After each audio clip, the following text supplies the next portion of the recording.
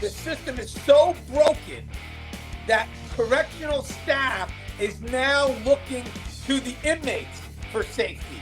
How are you guys doing today? It's Anthony Gangi. Welcome to another episode of Tier Talk. Guys, great discussion coming our way. Russ did a short recently about the broken correction system, and there are some consequences with the broken correction system, especially because it hits the front line in so many negative ways. And what we want to do today is just kind of discuss how that broken correction system is affecting our front line and maybe some ideas on how we should address it. Because the key is, guys, we are in survival mode because we have been dealing with this broken correction system for quite some time. And what we want to do is get our perspective out there. So for the people that are looking to try to address this concern, that you're doing it the right way, that you're not doing it in a way that's temporary or biased, but you're actually doing it in a way that actually helps the system in the longer term. Now, guys, this video is sponsored to you by three entities. We have American Military University.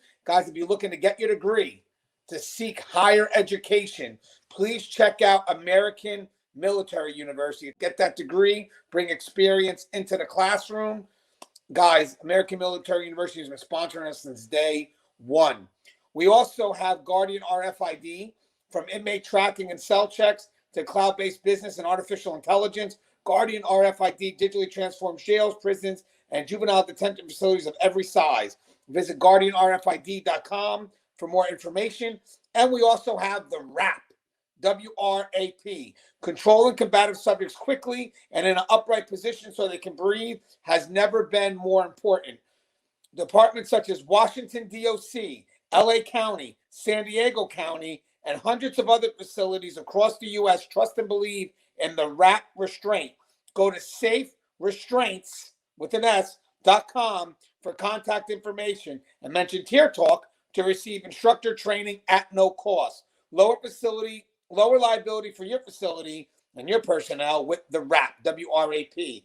Give the WRAP a call today, 1-800-WRAP, W-R-A-P, 911. If you guys aren't familiar with what the WRAP is, there'll be a link to a video in the description of this video where you can see exactly what the WRAP is. Russ is going to help us with this dialogue today. Russ, you mind introducing yourself to our audience? Yeah. My name's Russ Hamilton. I started my career way back in 1989 with California Department of Corrections, and started at San Quentin. Moved on, did some promoted to sergeant. Ended up in a juvenile detention facility after I retired for the second time. And now I work for a private company that deals with probation department in my local county, doing reentry and rehabilitation services for probation, former inmates that are now on probation. Now, Russ, this was a topic that came through you. This was a topic that you feel passionate about. Why did this topic hit home with you recently?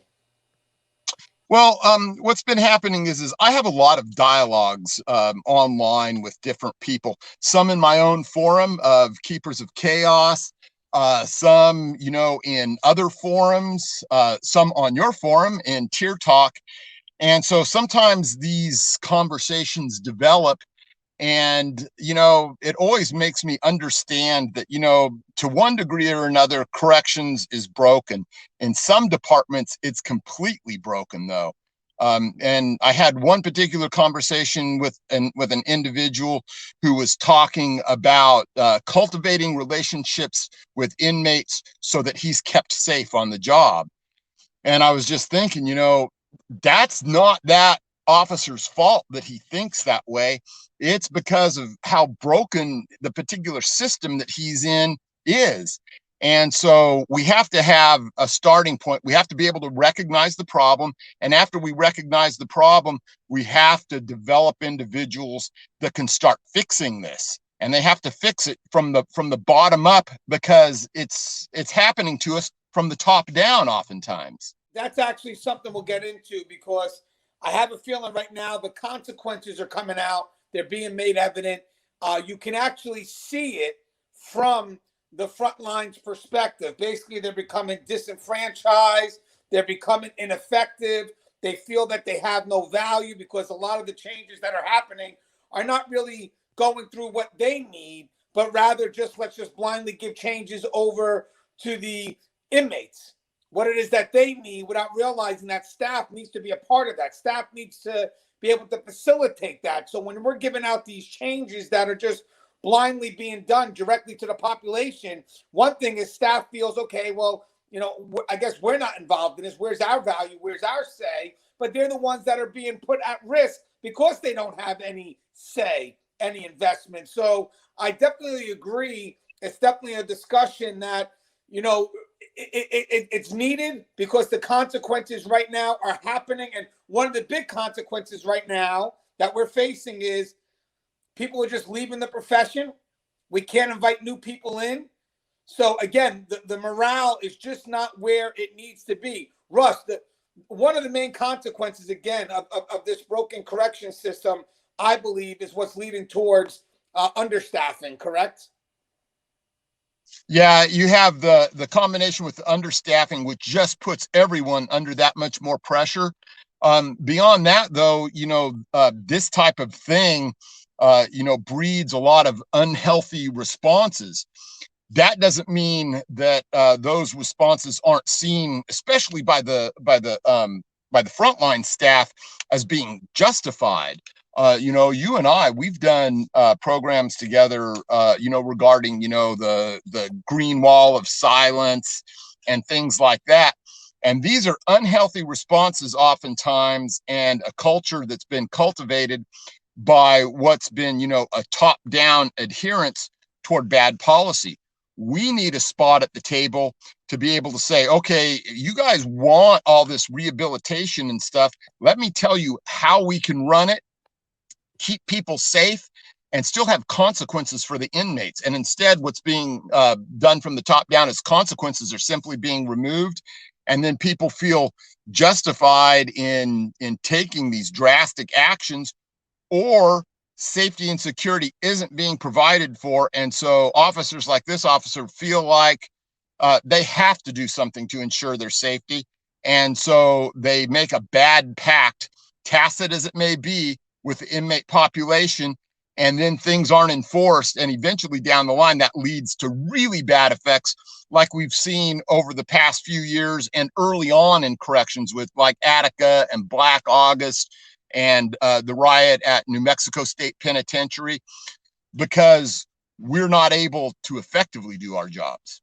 And guys, by the way, when we push without going through the front line, when we don't get them involved, the key is that they're not going to really be invested in the outcome.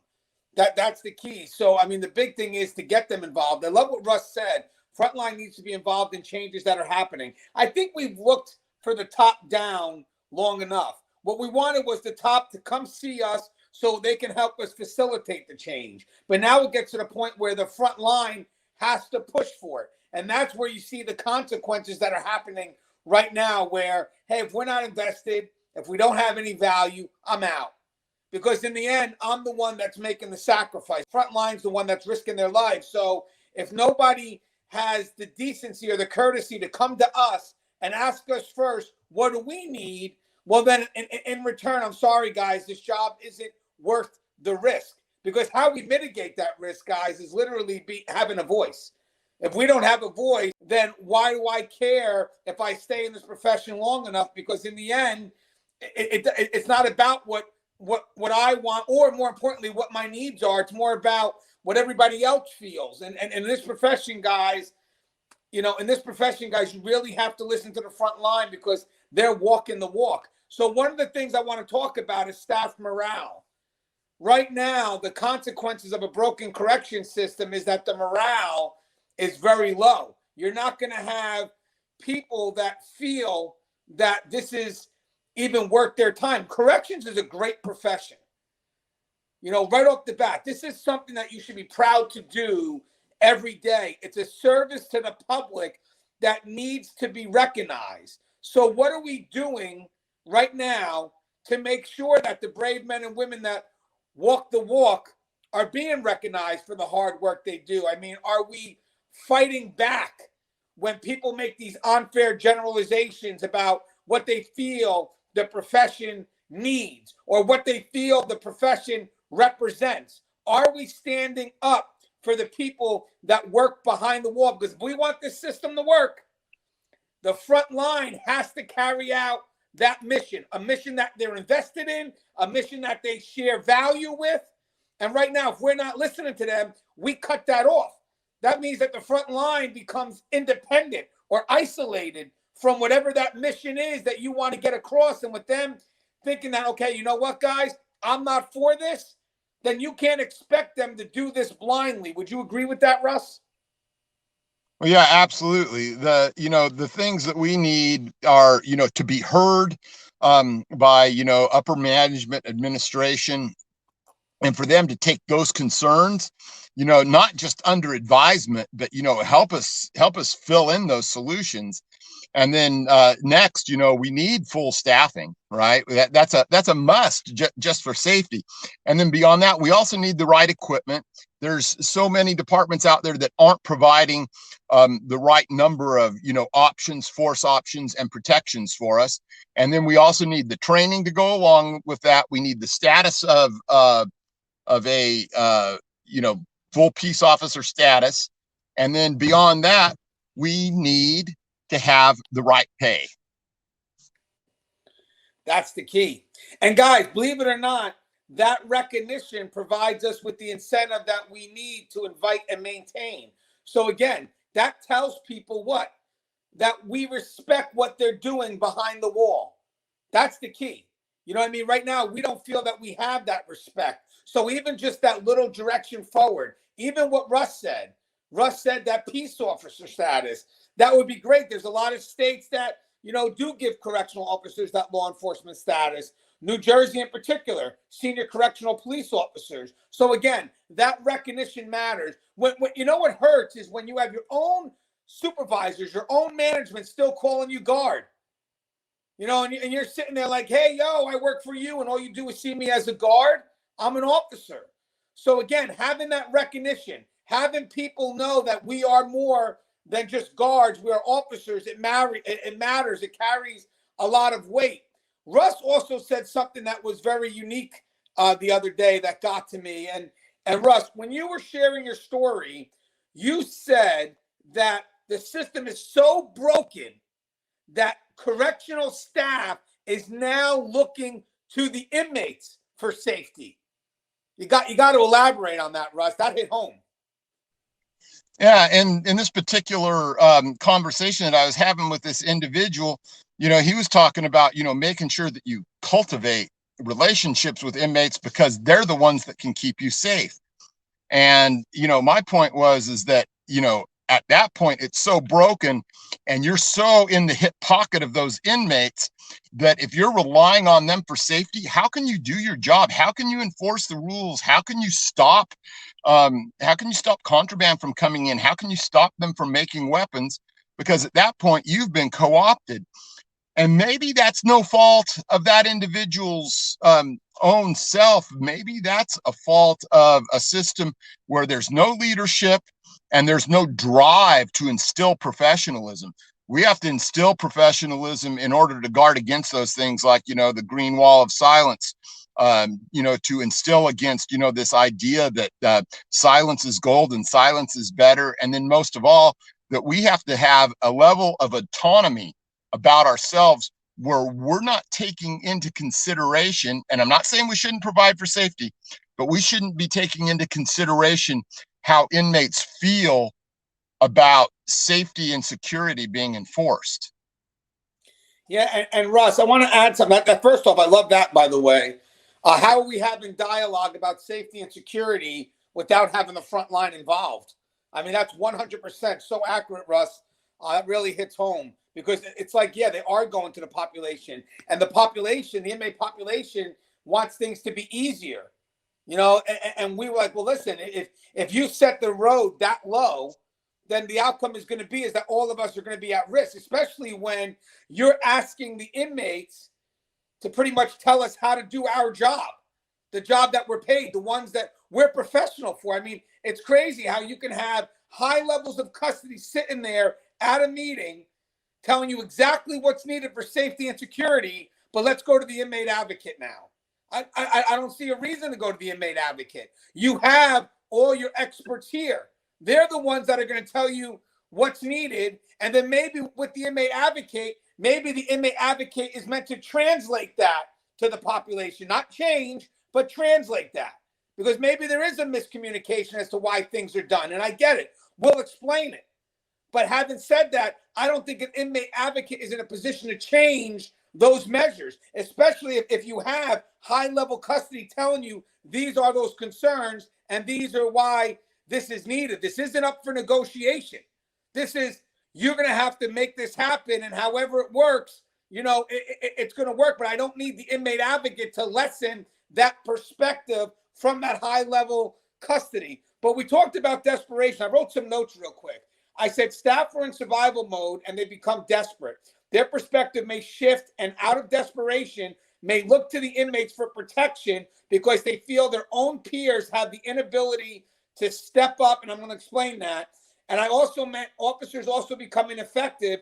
They shift from hoping that nothing happens to being afraid of something happening. This fear now limits them in their ability to be proactive. More importantly, chasing after that contraband. So real quick, what's the thoughts on that? Okay, so right now I see a lot of places are rushing people through the academy because they want numbers, if they're even sending someone to an academy. So me, already trained, I'm on the front line. Then you put this person next to me. I'm not going to have a lot of faith in this person. This person's just a number. There's no quality behind this person. This person's just a number. So one thing is, am I going to take that risk? Am I going to try to be effective? Am I going to chase after that contraband if I feel that the person next to me can't do the job properly? Probably not. And the other aspect is, what about if I'm the only one on the floor and we're in a facility that's understaffed? Am I going to go ahead and do what's needed to protect the facility, to protect the population? So that survival mode really does shift that perspective to where, I know every day when I go to work, I'm hoping nothing happens, but that doesn't stop me from doing my job. I mean, in the process, I'm hoping that nothing happens in accordance with me doing my job. It gets a little bit scarier now when you have people coming in saying, I'm afraid if I go into work, something's going to happen. That stops them from doing their job. Wouldn't you agree, Russ, that shift in perspective? Yeah, that's really at that point, that tipping point between where we go from, proactive to reactive. If you're out there and you react to, say, a riot that starts to kick off or whatever, and you haven't been proactive up to that point, well, what are the chances that there's going to be, more weapons involved, more inmates involved, when you haven't been addressing the base security issues, which are going to be, contraband, identification of STG groups, and those sort of things, where you're able to mitigate that. There's been so many instances where I've thought, what, this riot, as bad as it was, if I hadn't been spending my time finding weapons, finding gang members, sending people to higher levels of security, writing serious charges, it could have been far worse than it was when we ended up to it. And yet, if you just let that stew day after day after day, eventually that recipe that's going to be pulled off that stove for you is going to be so much worse to deal with. It's going to be a true crock of shit. There was something you said in our last dialogue that really hit home to me, and I want to make sure that the audience understands the importance, because I think this is part of the consequences of having a correction system that's broken, is the strategic versus tactical response. You said in an episode we did 2 days ago that when you have a system that's broken, when you have a system that really can't prevent, like we're doing now, like, going for those searches and stuff like that, and instead you have a system that's under stress, we don't have the staff and we can't chase after the contraband, we can't really be preventive, you go from strategic to tactical. What does that mean? Okay, so just to break it down in the easiest terms possible, is strategic is an overview of what you're doing day in, day out within a system. and it exists whether you've written it down or identified it or not. Sometimes some of these units I've been in, it's just letting everything go.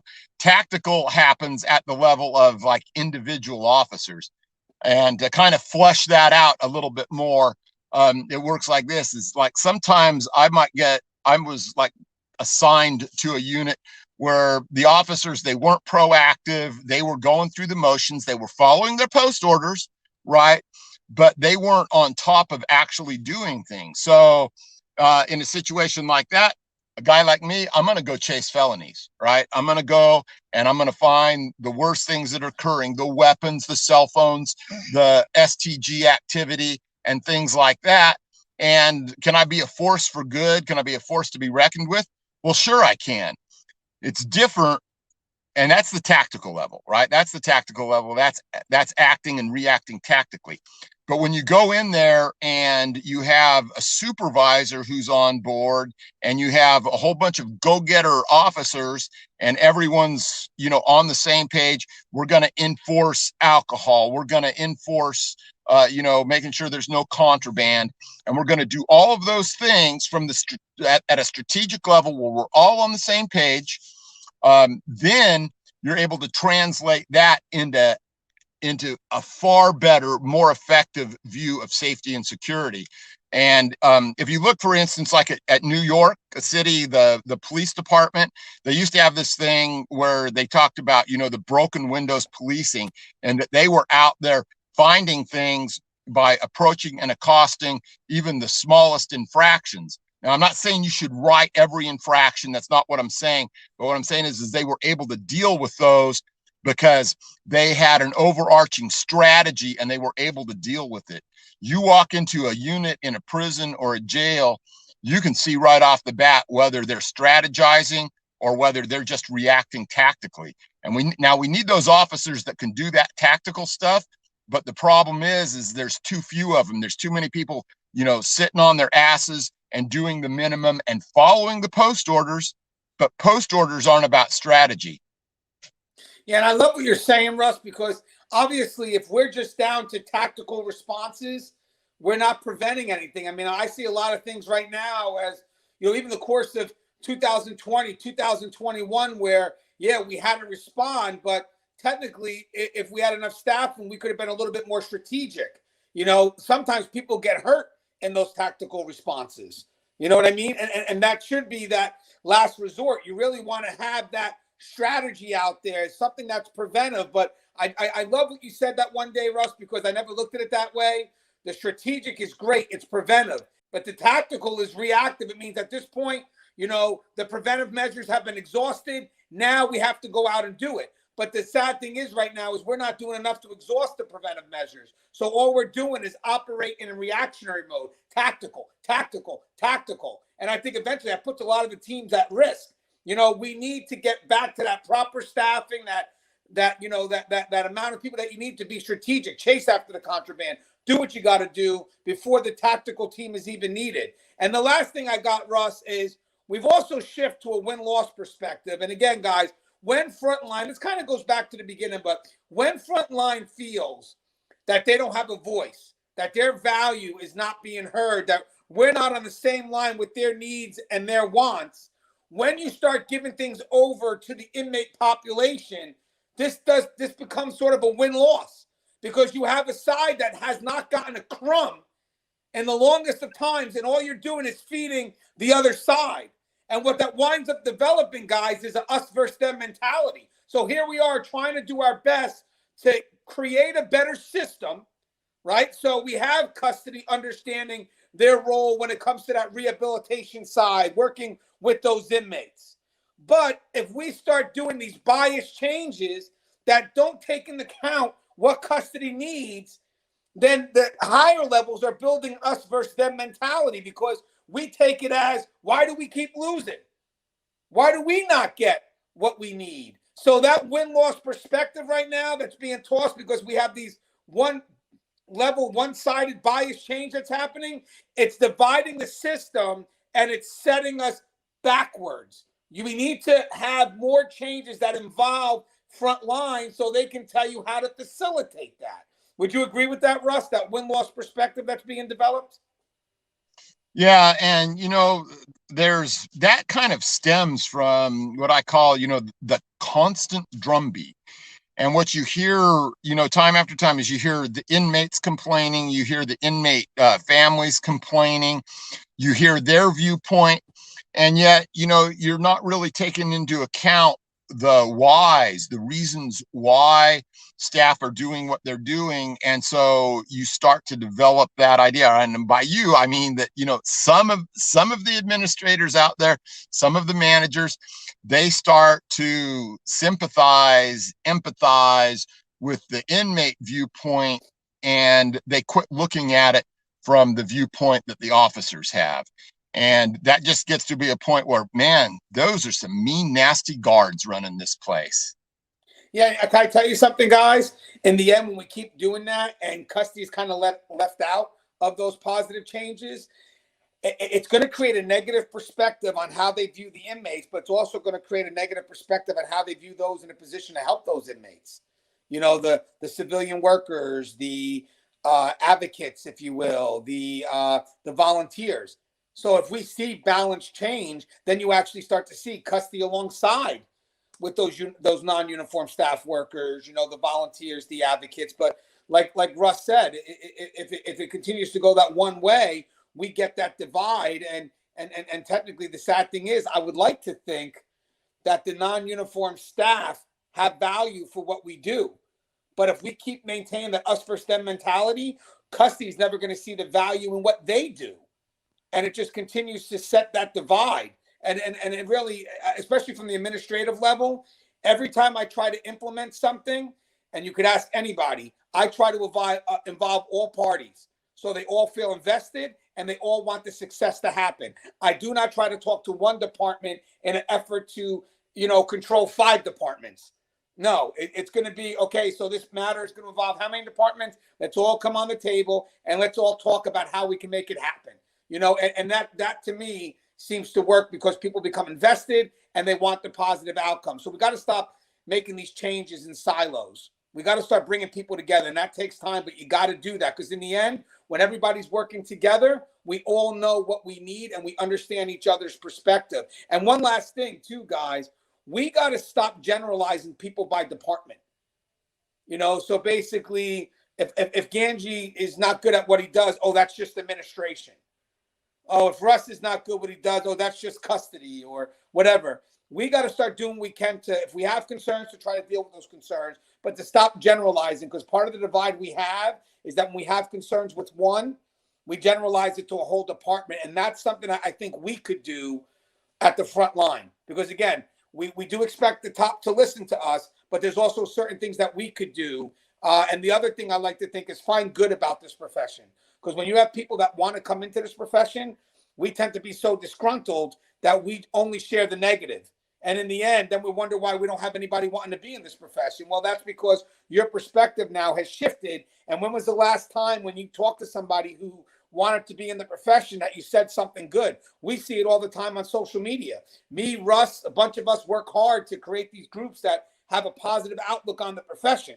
But then it just takes one person to say something and it starts this domino effect. And, oh, well, why can't we get nobody? Well, at some point, yes, I get the incentives. I get it. But there's also people that are just looking to be a part of this profession that we're pushing out just because we're disgruntled and we're pushing it out towards people that actually have the right motive to be in this profession, which isn't about the money it's about, I want to do something that's great. And I know this profession can offer me that. Hey, Russ, what's your thoughts in closing, Russ? Your closing thoughts, if you will. Yeah, I just want to say, to all the brothers and sisters out there, take heart and be heartened by the fact that, people are addressing this. There's me and Anthony, many others out there, even in your facilities and stuff. Let's move the profession forward. Let's take that professionality that we're supposed to exude and really run with that. And then let's work on getting these things. Let's work on getting the staffing. Let's work on getting the equipment. Let's work on getting the status. Let's work on getting the pay. All right. And when we start to approach those particular goals, then, things will really start to change. But, don't buy into this whole thing about the least common denominator and, corrupting our own professional assets because we feel we need to do it for safety, or that we feel that, hey, we need to take shortcuts, or that we need to be silent. Let's not do those things. This profession has so much potential, and there's so many good people in it. Let's step up and let's take it to the next level from now on. And we're going to have to get a lot of people involved in order to get that done. And people are going to have to start thinking about the mistakes that they're making and about why their philosophy might be wrong. And last but not least, stay frosty, stay aware, stay nervous. Don't let complacency bite you in the ass. Still waiting for that book on complacency, Russ, but that's just a shot. As always, Russ, of course, thank you for all the input that you provide. This was a dialogue that was motivated by Russ that just, I believe, has to get out there. But I want you to know before I end that there's two things here. One is what we expect the higher level to understand, but two is what we could do. So the last part of the dialogue was on us. That's on us. Again, it's very hard to find something positive, but we have to, because in the end, we could be pushing people away too, because we get so disgruntled because we feel we have no voice. But one day we will. That's why we're doing these things. And it would be great to see who's stuck behind us that whole route. The loyalty that remained, because to me, that's what my focus on. When we do these dialogues like this, not only is it to invite new people into this profession, but it's to encourage the people that have remained loyal. Stay with us on this. We got this. Let's just keep on fighting the good fight. As always, guys, the show is tiered. If you haven't, please subscribe, interact, engage, comment, hit that bell. Bell's going to notify you every time I post a video. Stay safe.